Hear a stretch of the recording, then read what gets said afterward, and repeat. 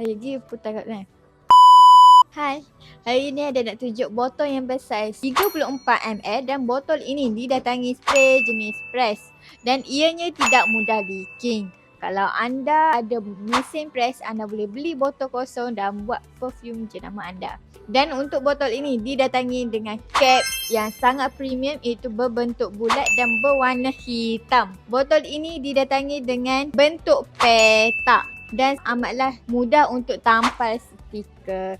Dan untuk harga retail berharga RM30 sebotol, dan untuk dapatkan harga borong anda perlu buat pembelian 10 botol dan anda akan dapat dengan harga RM18 sebotol. Ianya lebih jimat jika anda beli borong. Untuk wangian, kami mempunyai 800 jenis pilihan wangian yang anda boleh pilih, dan untuk bulan ni kami telah masukkan 28 jenis wangian yang customer request. Kalau anda nak mixkan dalam list order terbaru anda pun boleh. Untuk ketahanan wangian NDNKH, kami menggunakan formula bancuhan yang tersendiri. Ianya mampu mengekalkan 8 hingga 12 jam bergantung kepada cara pemakaian anda. Selain itu, DNKH juga menyediakan package jenama sendiri MOQ serendah 150 botol. Anda akan dapat free stiker dan free design. Jika anda berminat untuk buat pembelian, anda boleh datang ke NKH Perfume Maker sekarang, ataupun yang jauh, anda boleh klik link di bio untuk dapatkan harga istimewa daripada tim C kami.